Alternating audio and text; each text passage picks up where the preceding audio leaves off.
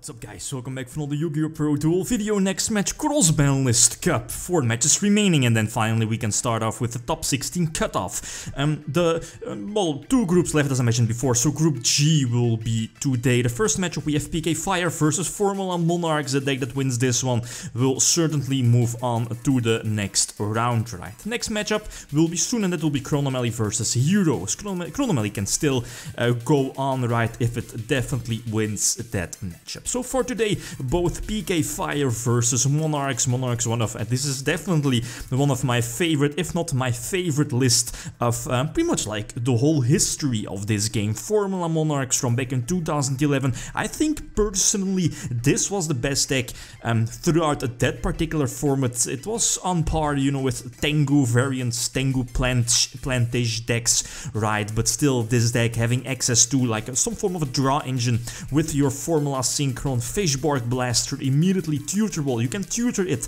with your Gen X Undyne, running like 8-ish, like 8 copies of your Treeborn Frog. Well, you know, you have Undyne, you have the Swap Frog in the main deck, the Foolish Burial, the possible 1-for-1 if you main deck that or not, and then 2 copies of Treeborn. There were, you know, there's definitely options to main deck 3 copies, but that was definitely too much. Triple Light and Darkness Dragon, that was this deck's pretty much like boss monster, MVP Mobius in the main deck, because no Heavy Storm during that format, but having access to a draw engine in the form of Formula Synchron, and at the same time like an instant infinite, you know, tribute engine in the form of Treeborn Frog. And next to the tributes, and that's, you know, the biggest weakness of Monarchs is if you don't have like any tribute fodder or, well, you know, tribute monsters to tribute them for, you pretty much lose the game. But that was this deck's one of its biggest strengths, is that it's not fully relying on the tribute engine. You had the synchro engine next to that.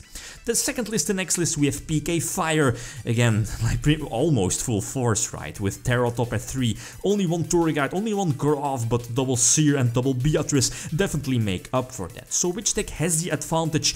And I can definitely agree here with the people with their predictions from the previous video, is that, you know, Burning Abyss PK Fire has access to double hand traps. Maxi is definitely okay against, like, if your opponent activates Treeborn Frog, you can draw the Maxi for the 1-for-1 and then pretty much stun them if your opponent has a Fishborg Blaster or something like that, or, you know, for Synchro Summoning. Same for Effect Failure, again, negating a Monarch, or, you know, forcing out a Light and Darkness Dragon is definitely here in the advantage of the PK Fire deck list. And then the MVP against Monarchs, you know, Fogblade, being pretty much like being a Fiendish Chain and searchable on top of that. So, and again, as people mentioned, Burning Abyss definitely has the advantage. Okay, let's see the first duel.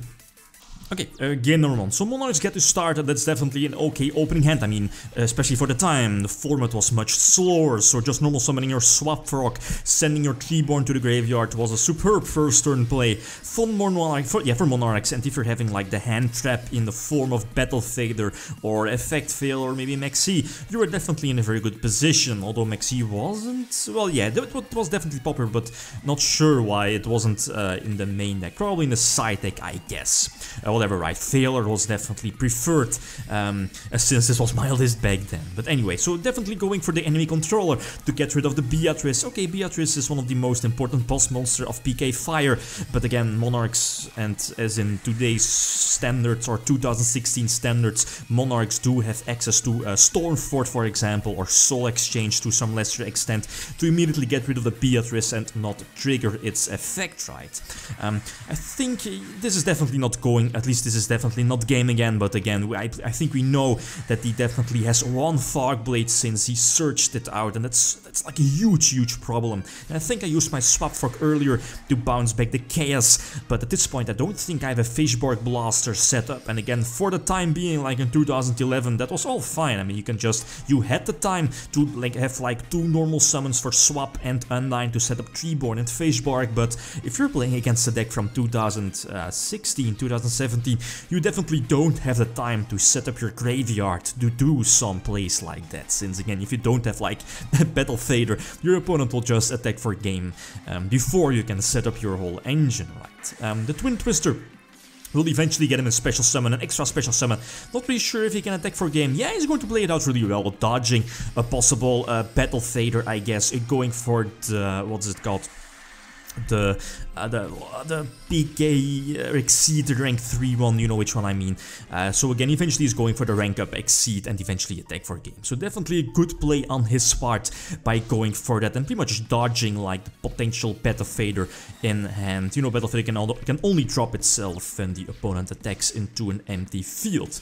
Again, definitely an okay opening hand, although not that, well, it's not really optimal, right? You'd rather want to keep your Undyne for the Fishborg Blaster indeed, but opening with Fishborg definitely wasn't that great, like one of the brick hands, I guess, well, next to opening with something like a controller, but a possible 1-for-1 can definitely get me out of this situation by immediately setting up the Fishborg in grave. Soul Exchange is going to force out the Beatrice, but it's not really, well, dropping Light and Darkness Dragon for the time definitely was a strong move, but here in this case, I mean, you're playing against Burning Abyss, everything searches, everything floats, and he's able to reborn his big Dante with 2500 defense. That's definitely too much for Light and Darkness Dragon. Well, he just needs to force out one negation, and then Light and Darkness Dragon doesn't have enough attack to attack over Dante. So again, that's definitely not good for me, since he will just gain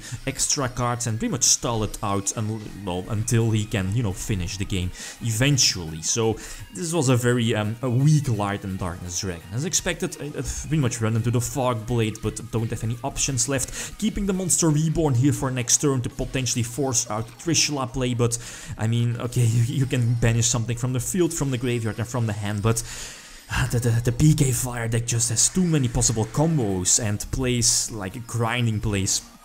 Dropping Fader pretty much holds him off, but I believe having at least, yeah, 2 sets, and I think one of those sets is like a Fog Blade.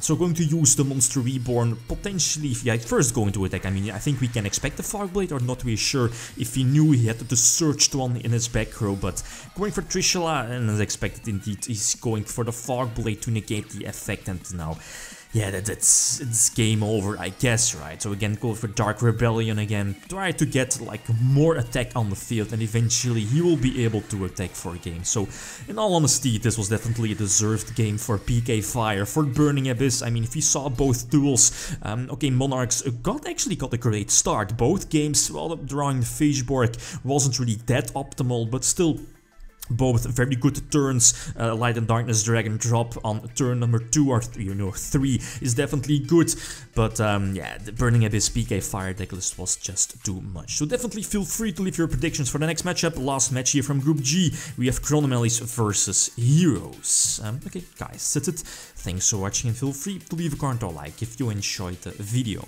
Lithium signing out. Peace.